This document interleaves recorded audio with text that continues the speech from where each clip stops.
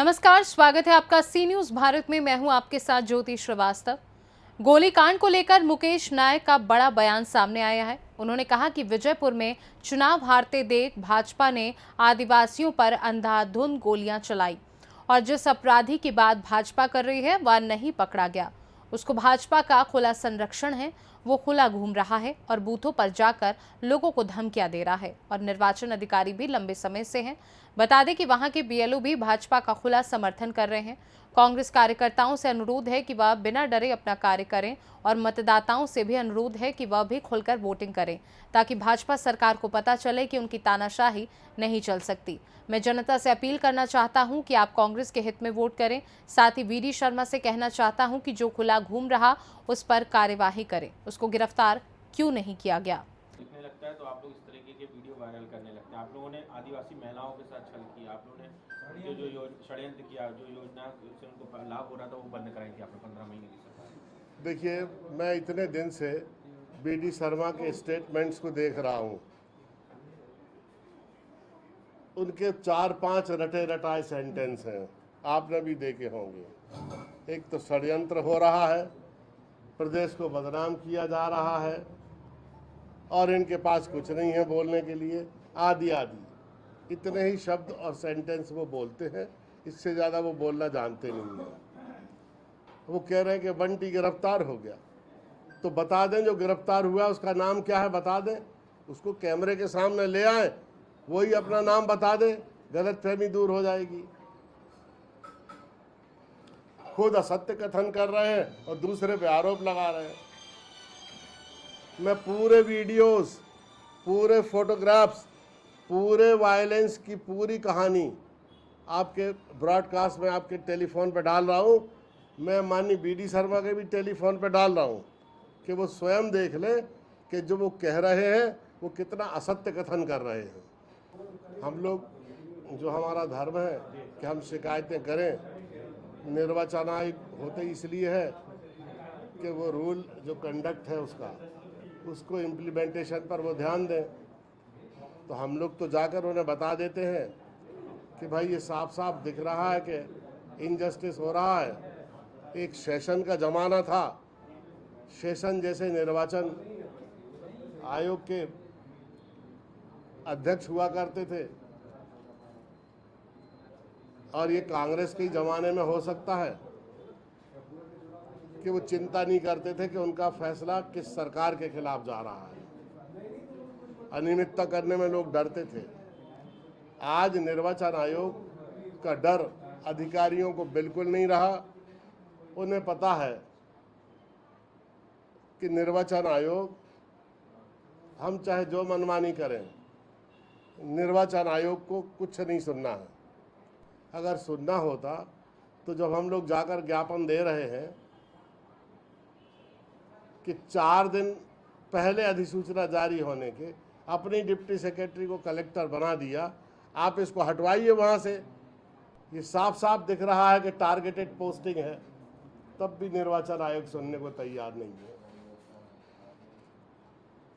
VD Sharma का आरोप है कि आप लोग ये विजयपुरा विधानसभा क्षेत्र के उपचुनाव में भाजपा के हाथ से बाजी निकलते देख भारतीय जनता पार्टी ने अब गुंडों और डकैतों का सहारा लिया है चुनाव जीतने के लिए।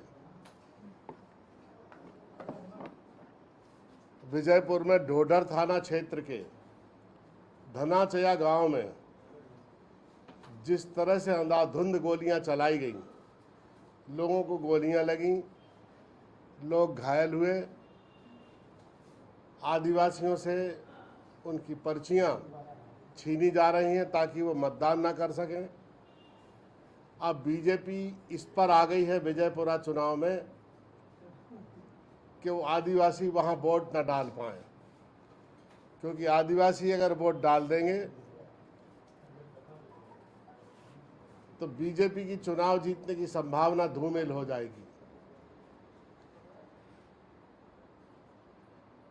मुझे बहुत दुख हुआ, ये मैंने वीडियो देखा कि वीडी शर्मा जी कह रहे हैं कि बंटी पकड़ा गया। ये बंटी जो रावत है ये डकैत है और ये कह रहे हैं कि ये बंटी रावत पकड़ा गया। ये बंटी रावत नहीं पकड़ा गया। एक दूसरा व्यक्ति जो 7-8 लोग वहाँ बंदूकें लेके लोगों को मारने गए थे, उसमें एक आदमी पकड़ा गया और जानबूझ के पुलिस उस आदमी का नाम नहीं बता रही कि वो कौन है। और बीडी शर्मा कह रहे हैं कि वो बंटी रावत पकड़ा गया, वो बंटी रावत है। बंटी रावत नहीं पकड़ा गया। बंटी रावत के ऊपर अनगिनत मुकदमे चल रहे हैं। ये देखो, ये मुकदमों की लिस्ट है जो चल रही है, देख लीजिए आप। ये घोषित डकैत है और रामनिवास रावत का इसको पूरा संरक्षण प्राप्त है और विजयपुर के 30-35 पोलिंगों में इसका बहुत आतंक है और इसके लोग पूरे पोलिंग बूथ पर घूम रहे हैं और जो लोग कांग्रेस का काम कर रहे हैं, नेता और कार्यकर्ता, उनसे कह रहे हैं कि अगर वोट डालने गए, आपके गांव में ज़्यादा वोटिंग हुई तो ये आपकी जिम्मेदारी है, आपको देख लिया जाएगा। ये लोकतंत्र का महापर्व कहलाता है। इसको स्वरूप को विकृत करना, हिंसा करना, गोलियां मारना, डरा धमका के वोट को ब्लॉक करना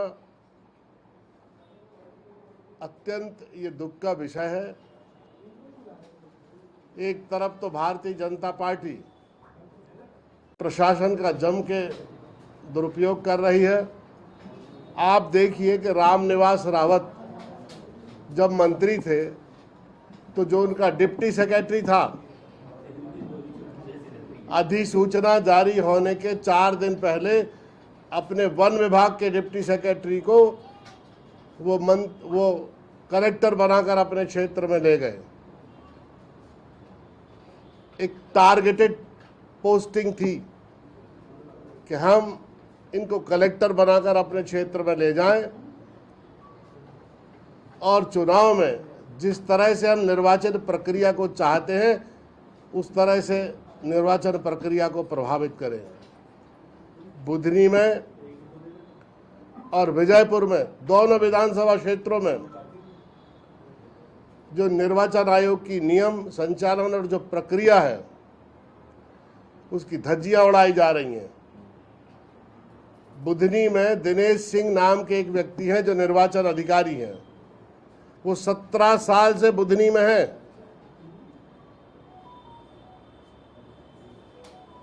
वहां के जो BLOs हैं वो आदिवासियों की पर्चियां ही नहीं दे रहे हैं, उन्हें गलत जानकारियां दे के मिसगाइड कर रहे हैं ताकि वो मतदान ना कर पाए। लोकतंत्र के महापर्व में जहां एक ओर सरकार मतदान करने के लिए प्रचार अभियान चलाती है, दूसरी ओर सरकार में बैठे लोग मतदान नहीं कर पाए इसके लिए प्रयत्न कर रहे हैं। ये बहुत दुर्भाग्यजनक है। कल मतदान है। मैं मतदाताओं से अपील करता हूं कि निर्भीक होकर मतदान करें और उनके एक वोट से अगर वो मतदान ऐसा करते हैं कि सरकार को जागृत करने का वोट दे देते हैं तो सरकार के प्रतिनिधि अगर दोनों उपचुनाव में चुनाव हारते हैं तो सरकार पर कोई फर्क नहीं पड़ने वाला है, लेकिन इतना जरूर होगा कि सरकार जागेगी और सरकार के जागने से पूरे राज्य के मतदाताओं को उसका फायदा होगा। इस मदहोश सरकार को जगाना है तो इस उपचुनाव में मतदाताओं से विनती है कि वो कांग्रेस पार्टी के पक्ष में मतदान करें ताकि ये पार्टी होश में आए, इन्हें जनमत से डर लगे, ताकि जनहितैषी कार्यों को ये प्राथमिकता के आधार पर करने की तैयारी करें। धन्यवाद। भोपाल से सी न्यूज संवाददाता मनीष वर्मा की रिपोर्ट। एक तरफ चुनाव सर पर है और दूसरी तरफ मुकेश नायक ने बीजेपी के खिलाफ बड़ा बयान दे दिया है। साथ ही जनता से भी अपील की है कांग्रेस के हित में वोट करें। अब देखना होगा कि जनता क्या फैसला करती है। इस खास रिपोर्ट में बस इतना ही। देश और दुनिया की बाकी खबरों को जानने के लिए आप देखते रहिए सी न्यूज भारत।